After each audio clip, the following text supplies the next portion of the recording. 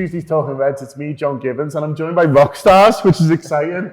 Rock stars and friends. I'm here with Red Rum Club, who, well, Liverpool should be proud of at the moment because they're in the charts for their fantastic new album, Matador.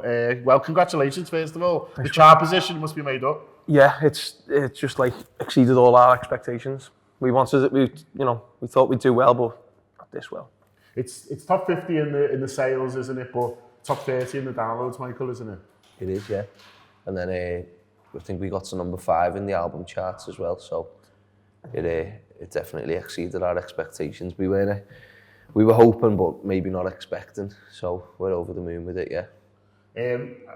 I mean, you've been growing as a live act for a while now, haven't you, Fran? And it's been growing in terms of more and more people coming to see. I've seen the crowds kind of grow, and then around the country as well. And so it's a lot of work, I guess. And what I'm trying to say to get you to this point where you're able to say forever. Really, you've had an album in the charts. Yeah, exactly. Like the album was like the only thing that we didn't have as a band.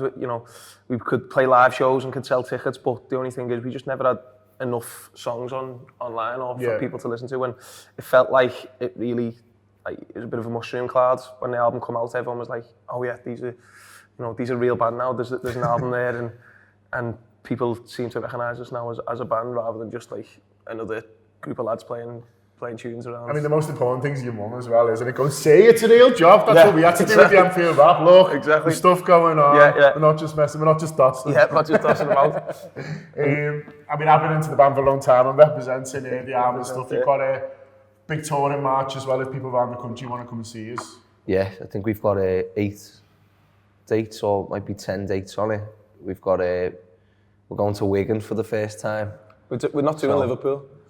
Because we've got a big show in September in the O2. Okay. So we've left that out and let Liverpool, like the demand grow in Liverpool. Yeah. But we're going to Wigan for the first time and it's nearly sold out. Which is unbelievable. I think it's just be a bus of Scousers on the way. Everyone's getting the train there. Yeah, well, I like them. It sounds decent. I would say Red Rum Club are the only band in my bed doesn't know about me dragging her to watch. So if that's not a great sign, I don't know what is. She actually says, are we getting tickets? She doesn't say that for anyone else. But also, you get involved on a match day in Liverpool as well. The band are mostly Reds, I think, if not all, and you do little. People might recognise it because you play a match day at Anfield. Yeah, we do all the home games at Anfield, so sometimes we split off into little solo acoustic acts, but we get Joe the Blow there with his trumpet as well. It goes off when Joe's there. We do the cop bar quite a lot, and I think out of all of them, that's probably the most cult place to play. It's our job just to get people hyped and sing as many Liverpool songs and Beatles songs as possible, and then send them into the ground singing. So if Liverpool win the league this season, then you can take a credit for the small part. I reckon. Definitely, yeah. This improvement to the atmosphere, it's all down to the Red Rum Club boys. I'll be playing next. You've obviously seen Covon getting involved, how much more the club are doing, and the story kind of want to talk about is a business one, which can be a little bit dry, but you guys have seen, from supporting the club but also being involved, just how much that everything the club is doing is growing from the kind of dark days of Hicks and Gillette when we didn't even know if we were going to have a football club anymore to now, like it's a full operation around the matches, and how the stadium's growing, how the hospitality's growing, how if you want to take kids, there's much more than to do, and it's positive really, isn't it? Yeah, I mean, like even we get a little look behind the curtain now and then, as I say, when we go and work at the home games, playing the songs and that, we see it's run like a military operation. You know what I mean? It's so business focused. But from a fan's point of view, before we even look at that, just the fact that like anything that we need in the sense of a club, whether it's a new stand or a new player, we get it. Do you know what I mean? And then like this week, or was it last week at the contracts? Looking at. Anything that needs to be taken care of to improve the football is taken care of. Straight away. We don't have to, there's no worrying about money coming in and money coming out anymore. It seems to be like, if you want your player, you'll go and get our player now. I mean, the story today is from World Football, and it's that Liverpool could break the world record for pre-tax profits. That's for the season, so that's for 17-18. So it counts for, obviously, our fantastic run to Kiev. Big chunky change for Phil Coutinho, although it's also, Michael pointed out before, that the Van Dijk signing kind of, takes a lot of that up. But that was why they were able to spend so much in the summer, wasn't it? And you talk about, Liverpool spending spree, and some people throw it at Liverpool a bit, but at the end of the day, Liverpool have made that money from success and they've invested it. And I mean, they've got some good players. And that's not all they've done. They only spent, 13 odd million on Shaqiri. Yeah.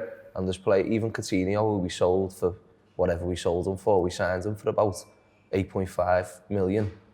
So, it's not just, it's savvy as well. It's not just throwing money at it. So, they're spending wisely as well, I'd say. Yeah, I mean, everything about it just seems kind of a lot slicker, and how everyone's working together. I mean, you see other clubs, say Man United, Fran, and there's a manager wanting one thing, there's a chief exec wanting another, there's owners who just want to take money out, and Liverpool, everyone just seems on the same page, and it's no coincidence that they are top of the league, because like a band, when it's successful, everyone's pulling in the same direction. Yeah. And from an outsider's point of view, it's like no news is good news. There's no like sort of headlines every other week about the way the club's being run, or the manager having a spat which there is in numerous other, like you look at Newcastle and Chelsea, United.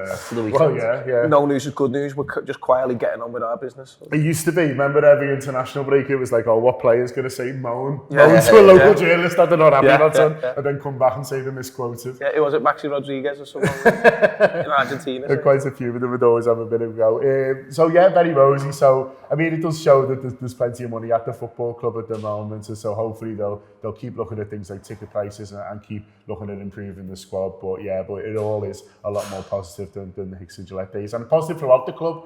Me and Josh went down to watch the under-18s last night. They beat Accrington 4-0. That was in the FA Youth Cup. Next round they're against Wigan. Wigan are a good team. They haven't lost all season at under-18s level. They're not quite as high up as Liverpool are, but the fact that they're unbeaten all season just shows how good they are. Jamie Carragher's lad is at Wigan's academy, so maybe he'll play. I think he's a little bit young, but there's a One for the Future show which we do on our subscription service, which is £5 a month for all our podcasts, and we're doing that today with Neil Jones, Glenn Price, who are two journalists who watch the academy closely, and me and Josh, who were obviously there last night as well. So do watch out for that. Some fantastic players on display. A few weren't, the likes of Curtis Jones, who's got a little injured at the moment, and Camacho, who's now obviously a first team player. And I mean, for a Scouser, Michael, having these young teams do well and having players like Curtis Jones who are on the edge, it does mean something, doesn't it? I mean, you want the team to do well. The most important thing is the top of the league, but also, to be inspiring the young people in the city, and to be honest, some of the old people as well.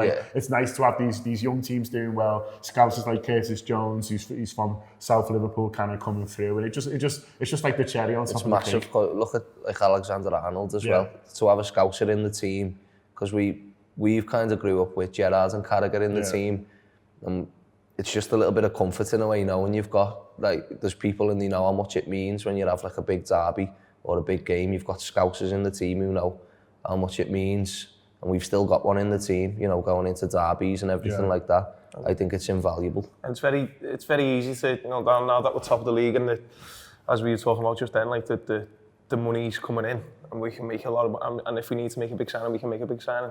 It's very easy to get caught up with that and end up like Chelsea in there, I suppose. But putting focus onto the younger players and trying to develop the youth sides and taking an interest in them, it's key. And I think you have to consciously do it. Do you know what I mean? It's very easy just to forget about it if the first team are top of the league flying. It's very easy just to ignore everything else. You know what I mean? But the fact that the fact that you went down, I enjoy watching them. There's some team, Gladstone hat-trick. Do kind of check out the I think that the highlights are online, so do kind of check them out on the official site and have a little look. So, some nice goals, and they're still doing well. And as I say, the One for the Future show will be recorded later today as well, along with AFQ Footy that we recorded yesterday that I hosted. To be honest, was a load of us just talking about what we'll actually do if Liverpool do win the league in graphic kind of detail. Just don't book any gigs for the week after that. Try to be quiet sort of mid-May and see if that happens. So yeah, loads going on for the Anfield Wrap, so do subscribe. It's a great time to join us on the journey and share the journey with us throughout this really exciting season, because as we've said, everything's rosy. But in the meantime, get on the Red Rum Club. You go on Spotify, you're on iTunes, you can get physical copies for the album from the website. Anything I've missed? Tickets for gigs. Tickets for gigs. The O2 Academy's out now. The O2's on sale. And UK tour in March. Yeah, so wherever you are in the country, if you are in the UK, there'll be some way. They are a brilliant, absolutely brilliant live act. There's 6 of them. You feel like you've been in a fight afterwards. I feel like you've had so much kind of come out, but a nice one, a play fight. So fight. yeah, but nice one for the boys to come in, and nice one for Thanks you for for having me. watching. And yeah, up to date. See you tomorrow.